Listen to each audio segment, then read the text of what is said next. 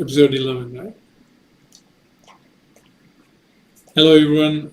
This is Isuru from Serious Migration. This is the episode 11 of our live session. So today we got some exciting information to talk to you about. We're going to talk to you about Subclass 491 regional visa system again, because it is really important these days.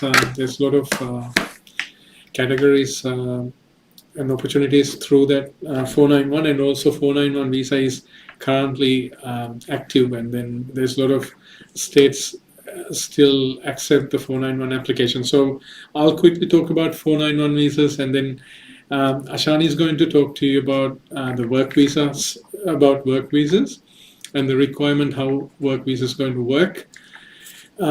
She will talk about 482s, 494s, and 186 pathways, which is the permanent residency.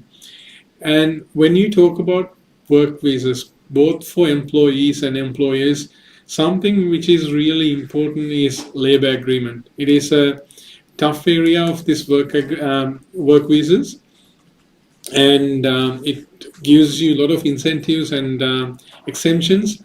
Today, Willem's going to talk in detail about how we can, how labor agreements can be worked, and what's labor agreement and what does it do, in what role does it play in 482s and 494s, getting you to 186.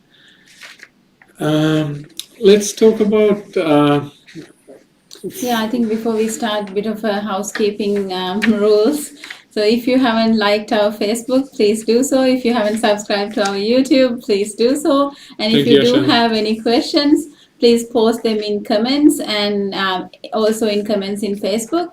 We will answer your questions throughout the session, and we will dedicate some time at the end of the session to answer your questions as well. And if we still can't get through to all of the questions, which happens to us every week, we will. You can email us admin@sirius.com.au, and we will get back to all of your questions. If there's any lags or delays in the responses, please pick up that phone and call us. We will always answer it. Yeah, and I want to say thank you to the viewers every week. I'm getting a lot of inquiries, and I'm doing many consultations of people who are watching our program and who are appreciative of the information we share. We try our best to bring you the latest and the most valuable information for people who are planning on staying in Australia permanently. We actually look up our topics to discuss through our fans themselves, through the comments that you put down, and also the information that you discuss with us. So we think we'll pick up some information and then discuss about those information. Yeah. So 491. 491 is not a permanent residency visa. It's a provisional visa which allows you to get into permanent residency through general skill migration with state sponsorship. I don't have to. I wouldn't talk to you too much about 491 visa, because there's so many videos that we have done on the Serious Migration YouTube channel. If you just go 491 Serious Migration, there'll be lots of explanation. And also, if you need to know about the points table, you can always go points table Serious Migration, and then we have good explanations about how the point system works for general skill migration. So with 491 visas, you always need federal government requirement to fulfill federal government requirements as well as state government requirements. So 491 visa, it used to be earlier called 489, which was mainly for regional family sponsored, where if you have a family member regionally, you can get yourself sponsored as long as you fulfill the point requirements and in the relevant state. So Queensland, New South Wales, Victoria, Tasmania, and South Australia, and actually all the states got a good states and territories got a good 491 visa system, and different streams within the 491 system. So Queensland's got these two sectors apart from the family sponsored.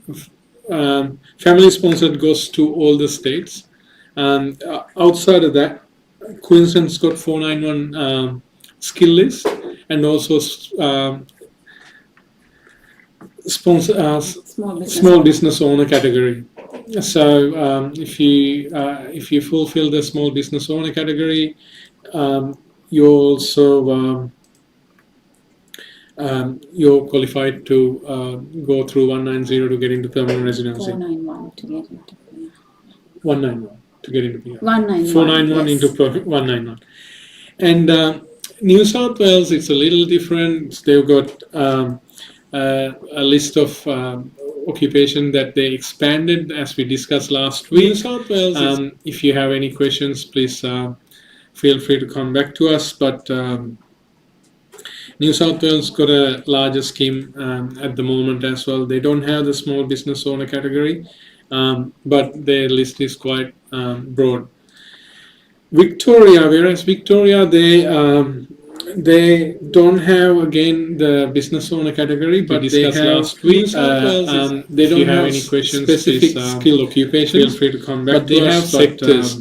Like health, New South Wales, they don't have again life sciences agri-food category, but they have last week. Work, they don't have any specific skill occupation, and like health, New South Wales, they don't have life sciences agri-food category, but they have last week. Work, they don't have any specific skill occupation, and a large like health, New South Wales, they don't have life sciences agri-food category, but they have so they have 5 specific skill occupations, and a large like health, New South Wales, they don't have life sciences agri-food category, but they have and also people who are applying from overseas to get into through the Tasmanian skill occupation list, and also people who have job offers from Tasmania under Tasmanian 491 stream 3A and 3B. They also have the 491 family sponsored and also small business owner. Small business owner doesn't support certain businesses such as petrol stations, supermarkets, massage parlors, cleaning businesses, etc. But they have a really good program. It's very exciting. And talking about ACT, ACT's got a large list, and again, apart from Queensland and Tasmania, I think none of the other states got the small business category. No, And except the South Australia. is going to be opening that soon. It's not open yet. Yeah. So ACT has got a large sector, including certain occupations such as contract administrator is in the 491 sector as well. Going into ACT itself, it's going to be a large task. So we will talk another day. So ACT and TWA, they have their own occupation lists and own requirements, but streams wise, they only they don't have the small business categories, but they have their own skill occupation list that they're working on for 491. South Australia, I kept it for the last. South Australia's got a really good 491 visa system, which Ashan is excited to discuss further into it, and also small businesses as well. Then she will also talk about work visas. Until we come back to you again, please feel free to type your questions now. As soon as we in this question and the information session, we will come into answer all your questions straight away. Yeah. So when you talk about, so Isru was talking about subclass 491, which is a state nominated visa. You get 15 points from the state. So for South Australia, you pretty much need 50 points on your own. And with the 15 points from the state, you are eligible, because most of the occupations, South Australia pretty much goes by the occupation. So they have 190, which is state gives you 5 points, and 491 state gives you 15 points. But the good thing about South Australia is within those two streams, there are other sub streams if I put it that way. So if you're a graduate from South Australia, you may get exemptions. So you may not need work experience. But that also depends on your occupation. So as I mentioned last week in my live session as well, South Australia, we normally should start with the occupation and then see which category you fall under. So the different categories are Talent and Innovators Program and the International Graduate Program and the Living and Working in South Australia. So if you really fall under, for example, a long-term resident of South Australia living there for 3 years or more, then you get more exemptions. So as we keep saying, South Australia again is a great state. They have a large number of occupations available. So if you are currently in South Australia and interested, look into it, because there could be more ways, and you may even need less points than you expected to get to South Australian 491. Because, for example, most of our applicants get either 30 points or 25 points from their age, and you add 10 points from English, you're nearly halfway there. Yeah. So, it could be easier than you think. And some occupations you don't even need to have work experience if you're a South Australian graduate or high talent, if you're applying under high talent stream. So it's really worth looking into what are these categories and break it down according to your occupation. That way you know exactly what you need to do to qualify as soon as you can be qualified for a subclass 491. Because with 491, as Isuru said, it's not permanent residency, it's a provisional visa. So you're looking into three plus years after getting the 491 before you can apply for permanent residency. So it's better to be eligible for 491 as soon as possible. 491 is, in my opinion, one of the best migration programs that the federal government and the state governments together came up with. I spent a fair bit of time in regional areas these days. Last week and week before, and coming months, I'll be spending a lot of time in up north Queensland, and I've seen a lot of progress in infrastructure, as well as how the 491 small business category helps the local communities. We were traveling a few days ago, and we happened to stop by a diner, and apparently we found out that the diner's got purchased by one of our clients under 491 category, and it was a sudden surprise for us.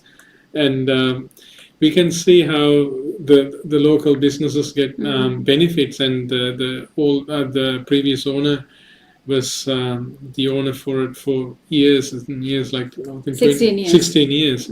And she was looking for a retirement plan, and all of a sudden this person came and approached and started the business. Yeah, we can really see how the program's coming into place and serving its purpose slowly. So now, Mario, if you can help me to put the screen up, I will quickly talk about employer-nominated visas. That's the next big thing right now when states are not being very generous. So what we have put in there, if you can see the screen, the first box says MLTSS. And the second one STSOL, and then ROL, and then the last one says labor agreement. I will get our expert Willem to explain labor agreements a little later. So the first three boxes are the three occupation lists. So how the employer nominated visa works, first thing we need to look at which box your nominated occupation will fit into. So I'll give you some examples. If it's accountant, it's the first one. If it's a cook, then it's the second box. So first thing you figure out where my occupation is. Depending on that, you can figure out what is your PR pathway and which visas you will be eligible for. So for someone, I will take an accountant again, is in MLTSS, which is the medium to long-term list. They are eligible either for subclass 482 or subclass 186, depending on how many years of work experience they have, depending on if they have a skills assessment or not. So subclass 482 is the temporary work visa. You generally need 2 years work experience, and you need to have certain amount of English and certain amount of qualification. For an example, if it's an accountant, you need to have a bachelor's degree. But for subclass 186, pretty much similar requirement, but you need to have higher English and you need to have 3 years work experience plus a skills assessment. So they are the set requirements that normally we can't get away with unless there is a labor agreement in place. So that's where the labor agreements can come in handy, I believe. So so for example, again, MLTSS, so you're an accountant, you're eligible for subclass 482, as you can see from the arrows, and after 3 years of being in a subclass 482, you will be eligible for permanent residency, which is the subclass 186. And also these applicants have the means to go for permanent residency directly, given that they are qualified at the time of applying for the visa. But if your occupation is on the short-term list, then your pathway is not that easy, because subclass 482 visa can only be granted for 2 years plus 2 years, and there is no direct permanent residency pathway. But as I have shown, even if your occupation is on the short-term list, if you can find an employer in a regional area and go for subclass 482, then you may have a possible permanent residency pathway through the subclass 494, which is the regional employer nominated stream.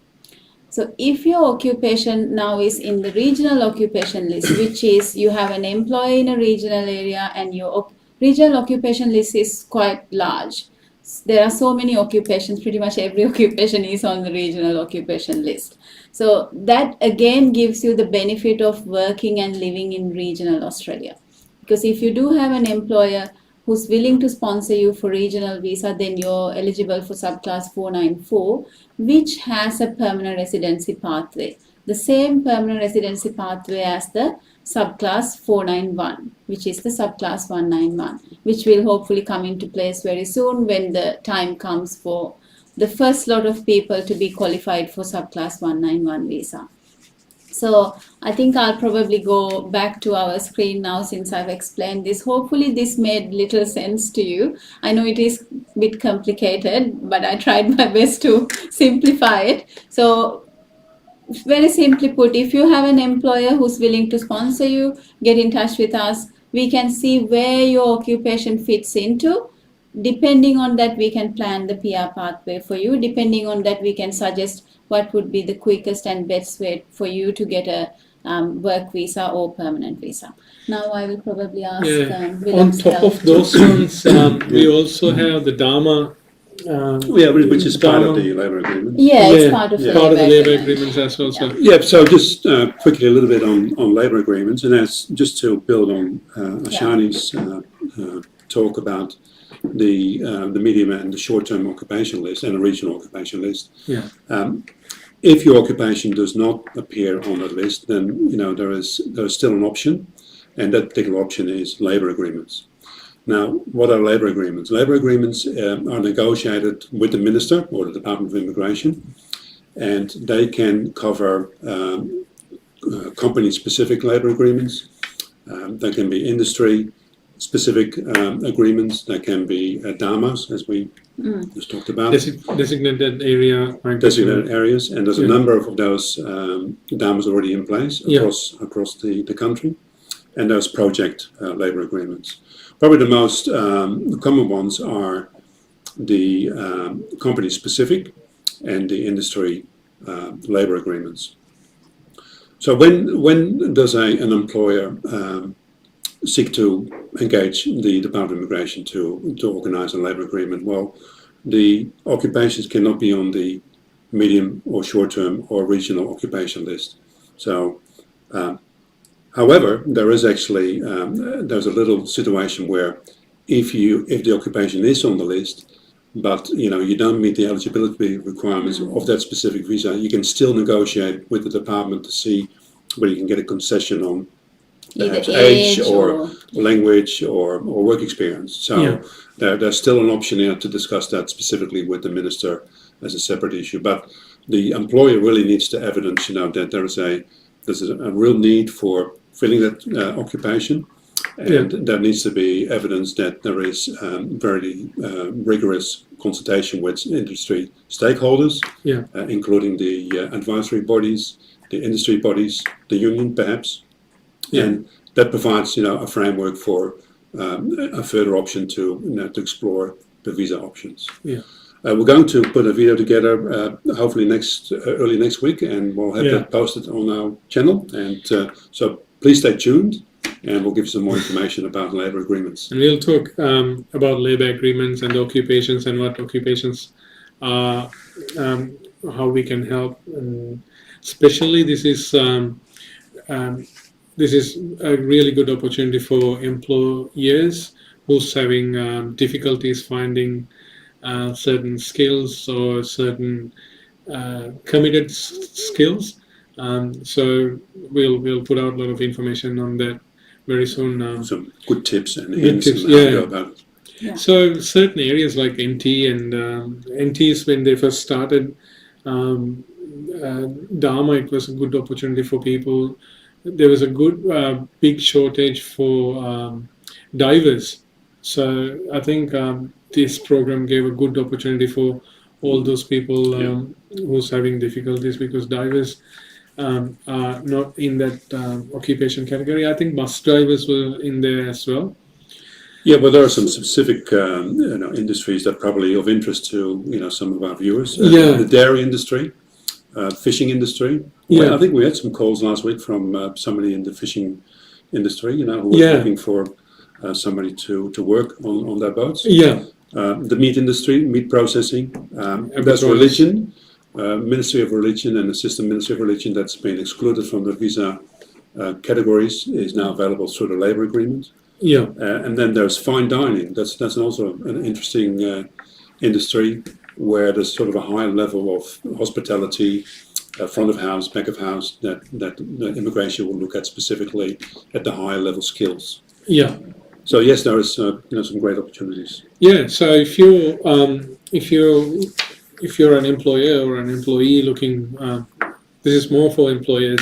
If you are facing a labour shortage in a specific labour category, and you specified if you want to find out what are your occupation type is not in the list, please be in touch. We're happy to talk to you in person and understand where we can help you use this the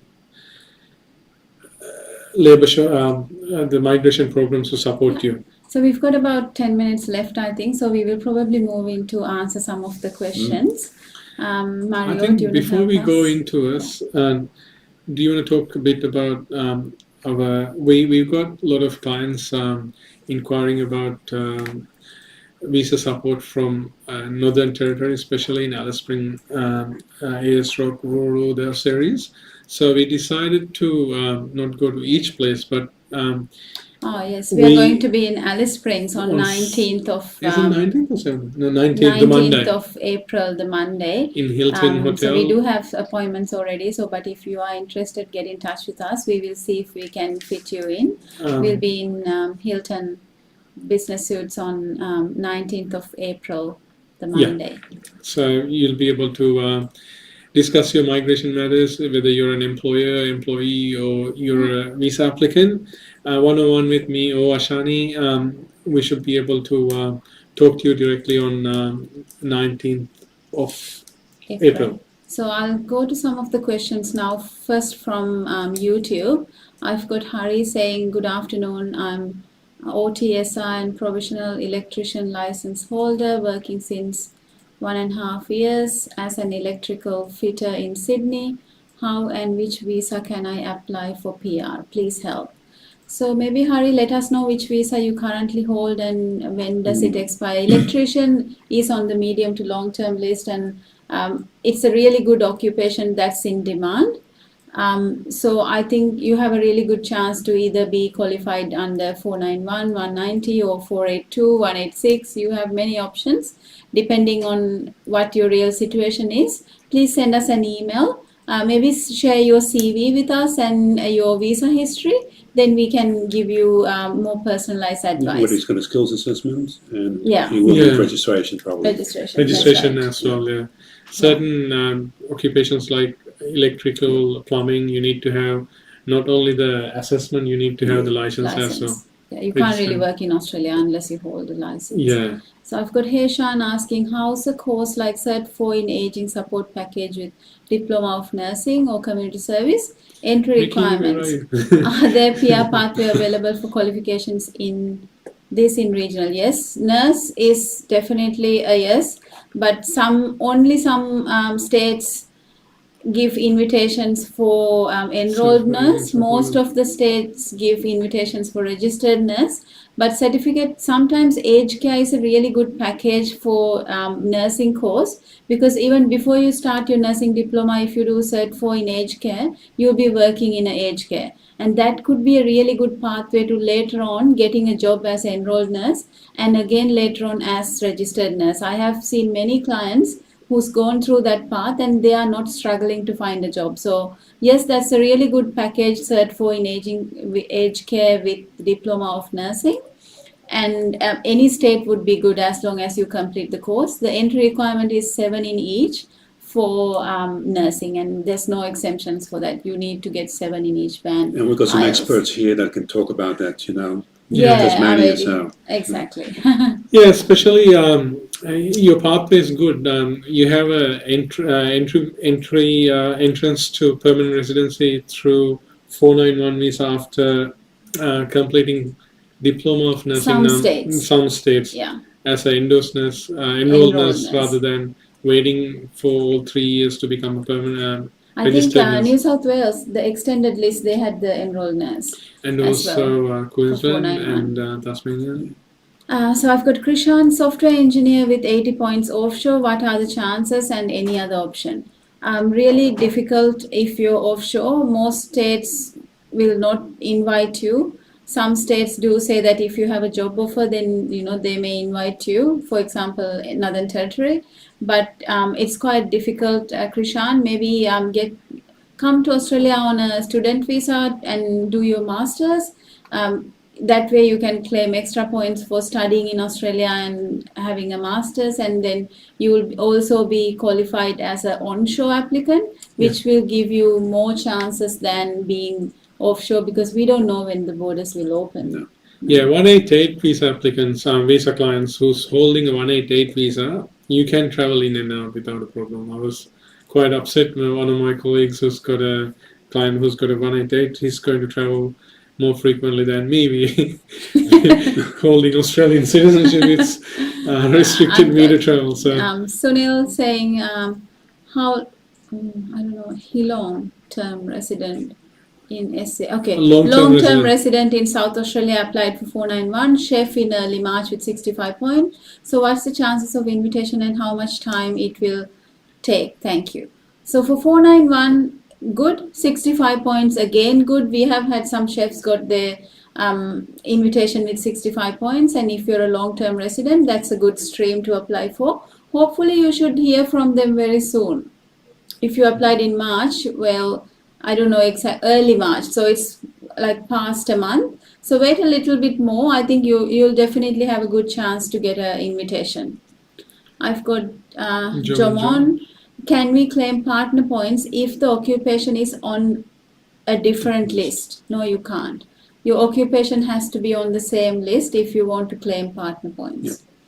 I've got Stalin. What is the fast track duration of civil engineering draftsperson and how much experience is required to get a full skill assessment? So civil engineering draftsperson through, I think, Engineers Australia. I need to look into it a little bit more. You don't need draftsperson. I think New South Wales list. You don't need post-study work experience. So maybe you can do it through CDR, through Engineers Australia. If not, it's normally 1 year work experience that you need. Yeah. But get in touch with us. I will give you a more solid answer when I look at your qualification, and which college it's from. Then I'll be able to give you more solid answer, because with Engineers Australia, they have some accredited colleges, and that changes your pathway of getting a skills assessment. I've got Devinder's when will open international borders? Sirs, any of you would like to Now, how long is a answer piece the of string? question? We don't know. It's a difficult question to answer. The virus is sort of spreading in different parts of the world, so it's very difficult to give an answer to the question. We just opened the borders with New Zealand, so there is a travel bubble there. There was some talk about perhaps maybe India, but the situation in India I think is pretty slim at the moment with the virus. So that's a difficult question to answer. Yeah. That's right. I've got Gonzalo's got a really good question.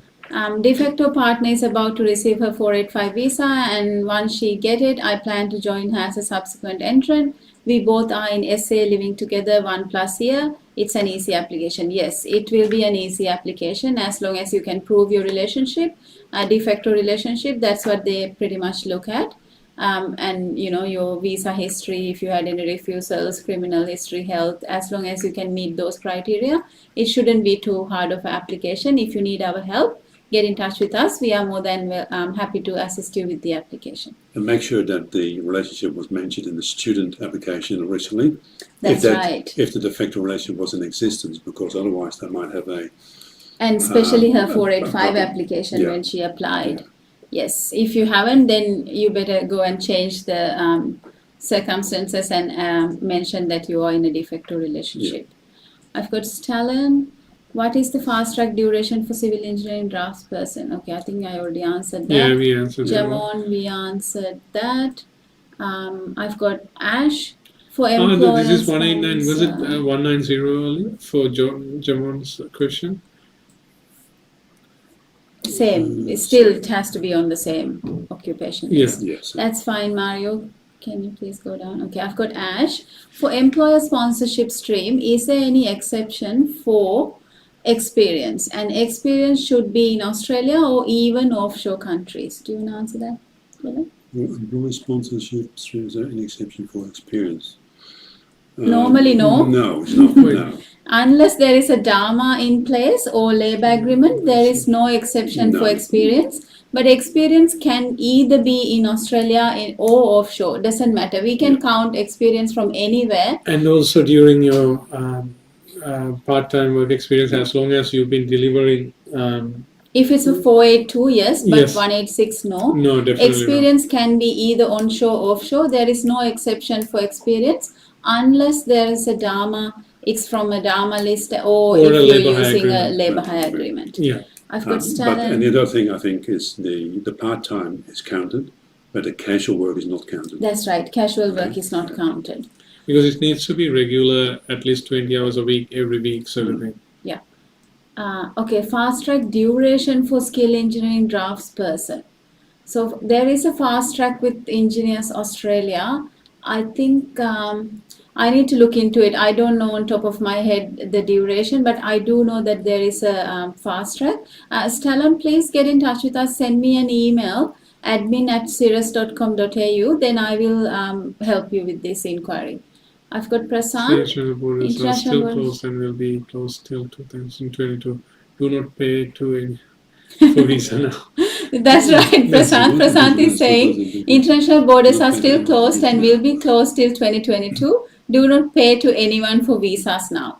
Yes, the borders are closed, and we are also thinking that it will be closed till next year. But some people are still applying for visas. They're processing, but they're not granting. So that's right. Student visas can be granted as well, and then student visas can be granted, and you can study online. But you can only come when the borders open. 188 visas can be granted and applied for as well, even the borders are closed. So, what's his name? Prasad. Prasad is correct to a certain extent. You won't be able to travel unless you carry a 188 visa or what do you call it? The 190 visa, which you're in one of the critical sectors. You can still travel with an exemption. I've got Ash saying, my employer is willing to sponsor, but I'm struggling about experience. I don't have 2 to 3 years.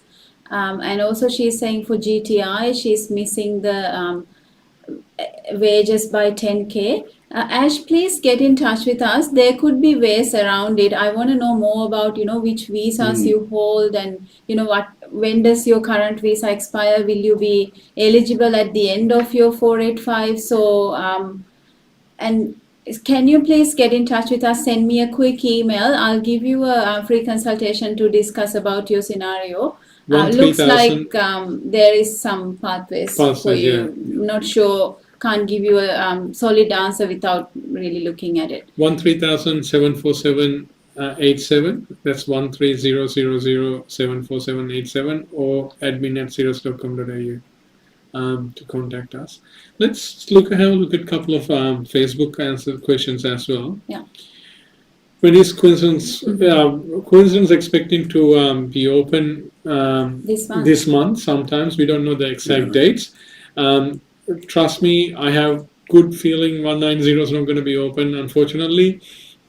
188 certain categories have already been occupied the quota, but special categories we can always discuss about. 491 small business owner, it's never been closed since they opened in earlier this year, so that's still available. So it depends what you want to study to apply through. If there's any support we can be provide you, please be in touch. We'll tell you more. I've got Danya. If a secondary school teacher who has worked for 2 years in her 485 visa and apply for 482 if the employer is willing to sponsor, what are the costs involved for the employer? So if the the 482 visa has 3 steps. Employer is pretty much responsible for the first 2, sponsorship and nomination. Sponsorship costs them about $420 for the sponsorship, and the nomination will cost them either $1,200 or $1,800 depending on their turnover. So if an employer has turnover of less than 10 million, it will cost them 1,200. If it's more than 10 million, it's 1,800 for each year of nominating. That's the training. That's the training levy. That's the training levy, which is again payable with the employer. So that they are the mandatory costs involved for the employer. But the good thing here also is secondary school teacher is in MLT SSL, which allows you a pathway to permanent residency after 3 years, or if you even complete that 3-year requirement earlier, you can go into permanent residency through 186 earlier. So she's that's an extended question, Danya. So what she's asking is her 2 years work experience will complete in December. So she's asking if she can apply for 482. Certainly, yes, you can apply for 482, and also because your experience is completing in December, we can apply in November or December when you have the 2 years experience. If your visa is expiring in March, that's fine, because as long as we lodge the nomination and the visa application, you're going to get an associated bridging visa A, which allows you to stay in Australia and keep working for this employer. So you're not going to miss out on anything. And by the time your visa expires in March, even if you don't have your 482 visa granted, you will still be fine, because you can stay here until a decision is made on your bridging visa A. Bridging visa A. Yeah. And is she completing 3 years? And 2 years, just 2 years. So 482 option.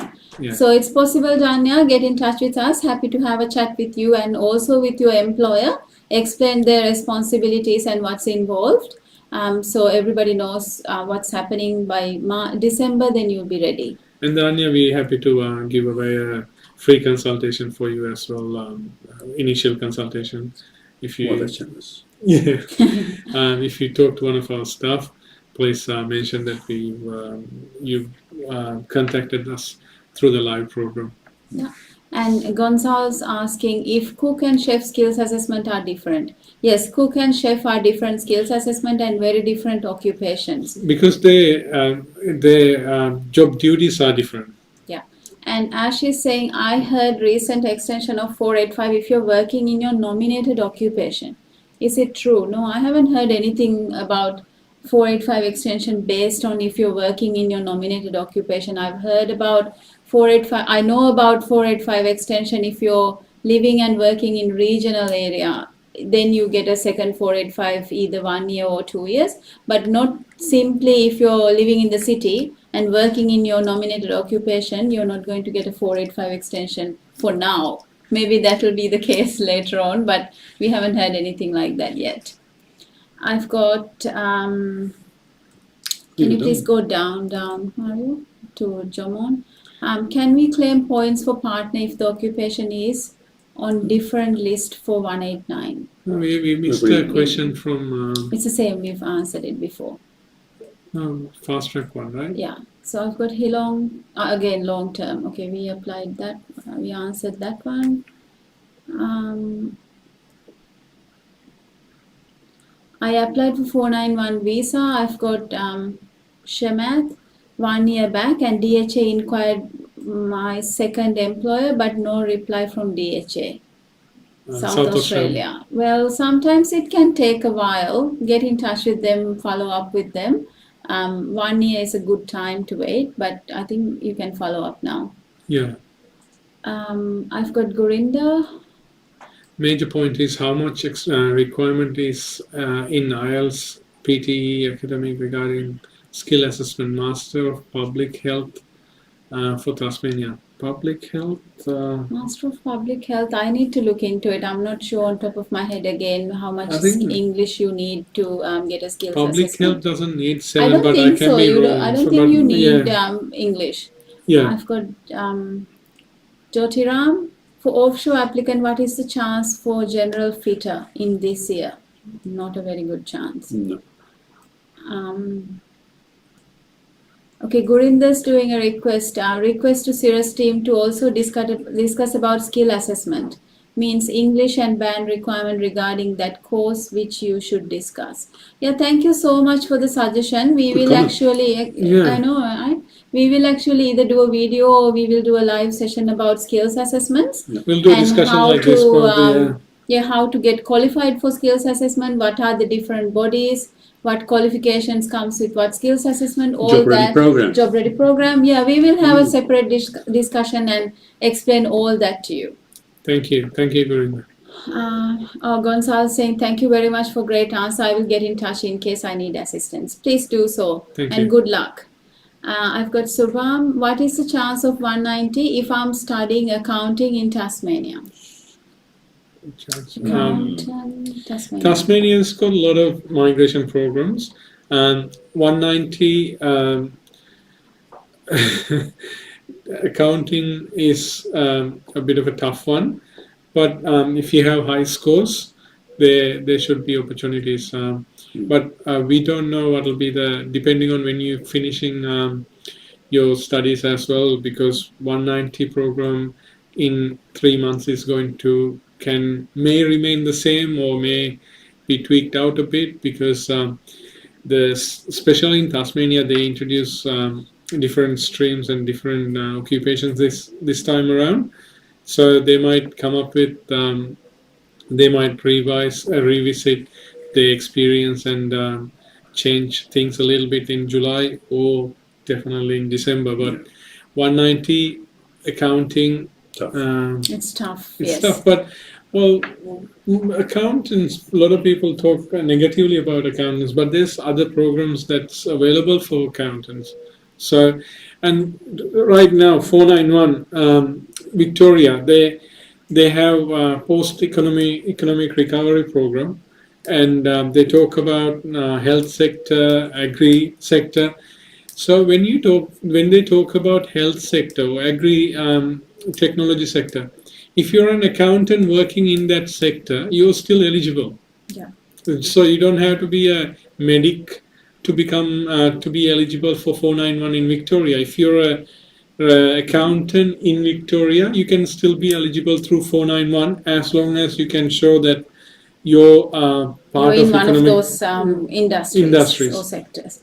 All right, guys, I think that's it for today. We have gone over our time as usual. So we answered as many questions as possible, whichever the questions we couldn't answer. As you can see in our screen, we have our email address admin@cirrus.com.au. Phone numbers 1-3000-74787. That's 1-3000 Cirrus. Yes. In the So- dial pad, if you find SIRUS with 1-3000 at the front, that's us. All right, so get in touch with us. We will answer all your questions. Yeah.